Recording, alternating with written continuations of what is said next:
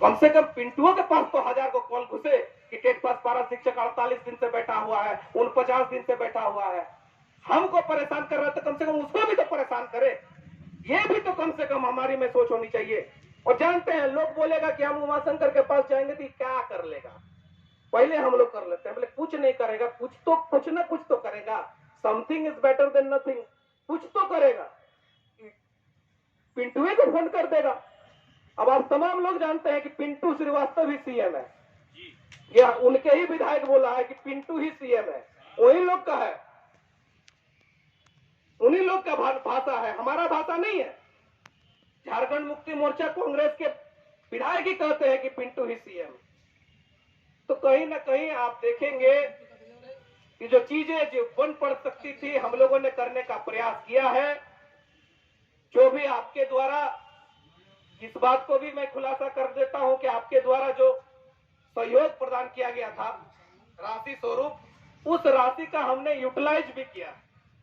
ऐसा नहीं है कि उस राशि को हम लोगों ने दबोच करके रखा, उस राशि को हम लोगों ने यूटिलाइज भी किया।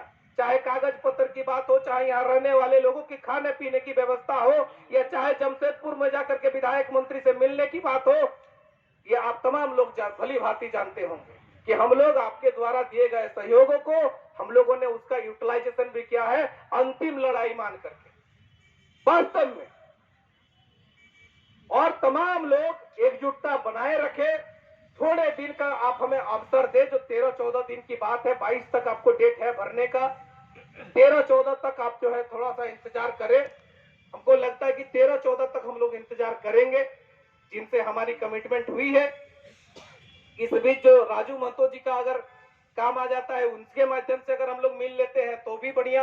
अगर हम लोग माननीय विनोद पांडे जी ने जो कमिटमेंट किया है उसके आधार पर मिलेंगे तो भी किन्हीं से भी मुलाकात हो जाए। और इस बीच अगर बात नहीं बनती है तो फिर 14 के बाद जो है 24 जिला हम लोग उपस्थित होंगे और हम लोग महाधरना का कार्यक्रम करेंगे या प्रोजेक्ट भवन को घेरने का काम करेंगे।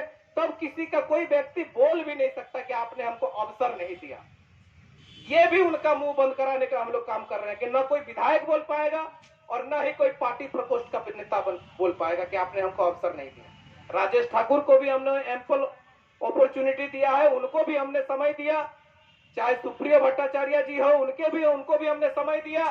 राज्य में निर्णय तो हो रहे हैं, ऐसा नहीं है कि निर्णय नहीं हो रहे हैं। 48 निर्णय हुए हैं कैबिनेट में और शक्ति है कैबिनेट में, वास्तव में वो शक्ति है। वो 50% सीट पर, आरक्षित सीट पर हमको सीधे समायोजन कर सकती है, और अगर वो करती है तो कोई बाहरी दबाव नहीं होगा, क्योंकि इस सीट पर शिक्षा जो है वो समवर्ती सूची में आता है, राज्य का विषय है, राज्य डिसाइड कर सकती है, कहीं कोई दिक्कत नहीं है, सिर्फ मानसिकता की कमी है। माइंडसेट, पॉजिटिव माइंडसेट के साथ अगर वो आगे आए तो वास्तव में हमारे बीच में कोई एलिजिबिलिटी की कमी नहीं है, कहीं कोई क्राइटेरिया फुलफिल हम नहीं कर रहे हैं, ऐसा नहीं है। थोड़ा सा सकारात्मक सोच की आवश्यकता है। और इस मंच के माध्यम से जो मंच बना है, इस मंच को टूटने न दे। तमाम साथियों से मेरा आग्रह होगा, निवेदन होगा कि हम लोग जिस तरह से जुटे हुए हैं, डटे हुए हैं, आप भी इसी तरह से हजारीबाग की उपस्थिति बनाए रखें। 24 दिन में, 20 दिन में आपकी एक दिन पाली आती है, उस पाली में आप आए और इस मंच को जो है आप जगमग रखें। और इतना तो जानिए कि इस मंच जो अभी बना है, इस मंच के माध्यम से तमाम राज्य में जो चर्चाएं चली है टेट पास पारा शिक्षकों के विषय में, इससे आपको पॉजिटिव ही आउटकम मिलेगा। और उस पॉजिटिव आउटकम तक आप कितना इंतजार कर सकते हैं, ये धैर्य की बात है। उस धैर्यता के साथ आपको आगे बढ़ना होगा। जैसे पीएसएस के साथी भी आप देखेंगे अभी उनका मंच खाली है, लेकिन इन्होंने अपनी जो दम है, अपना जो ताकत है, वो ताकत प्रोजेक्ट भवन में दिखाया उस दिन। आप देखेंगे, आप मीडिया के माध्यम से देखे भी होंगे, प्रोजेक्ट भवन में इन लोगों ने दिखाया। और ममता देवी, पूर्व विधायक रामगढ़ के ममता देवी के नेतृत्व में आलमगीर आलम साहब से बात किए और उन्होंने कहा कि पूजा के बाद आपको जो है हम लोग संचिका तैयार कर रहे हैं, पूजा के बाद आपको घोषणा करेंगे। वास्तव इन लोगों ने कहा कि आप घोषणा करिए, हम लोग बैठे हुए हैं। टेंट को फिर से इन्होंने जो है रिफॉर्मेशन किया, थोड़ा बहुत जो भी टूट फूट गया था उसको फिर से ये लोग रिपेयर किया। तो ऐसे हम लोगों को भी करना पड़ेगा। अभी आप देखेंगे हमारे साथी हम लोग भी मिले थे, सुदीप कुमार सोनू जी का कहना है कि आंदोलन और वार्ता एक साथ नहीं हो सकती। आप आंदोलन को खत्म करो और 45 डेज का समय दो, तब हम वार्ता करेंगे। मैंने वो बुतरू समझाया, हम लोग वास्तव में बुतरू समझाया नहीं। मैंने उसको लग रहा है कि वो पुराना चेहरा नहीं है, तो हो सकता है कि इन लोगों में वो मैच्योरिटी नहीं है, हो सकता है वार्ता के नाम से लोग से फट से करते। तो ये पूर्व में भी कहा था, और आज हमारे साथी झरलाल महतो जी और मनोज शर्मा जी पहुंचे थे वहां सुदीप सोनू जी के पास, तो उन्होंने फिर से ये रिपीट किया और वो कह रहे हैं कि हमको एक अपॉर्चुनिटी दो कि हम जो है गए वहां जाकर के धरना खत्म किए और उसके माध्यम से मुख्यमंत्री जी से मिलेंगे कि देखिए मैंने धरना खत्म करके आ गया। अब हम लोग धरना खत्म कर देंगे और आकलन वाला टीम बना ही रहा है, वो लोग धरने पर इसी जगह पर बैठ जाएगा। बोला तुम क्या धरना खत्म किया है, तो धरना चालू है, चेहरा ना बदलेगा, धरना तो है ही है।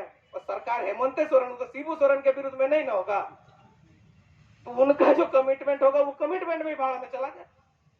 तो ऐसा नहीं है कि हम लोग बुड़बक हैं, उनकी भी चीजों को हम लोग सुन रहे हैं और उनका जवाब उचित प्लेटफॉर्म पर दिया जाएगा।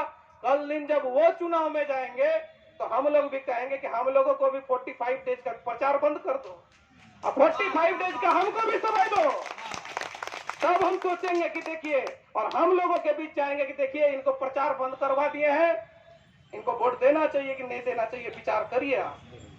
सबका समय आता है, आज हमारा समय ठीक नहीं है वास्तव में, लेकिन आपका भी समय ठीक नहीं रहेगा आगामी दिनों में।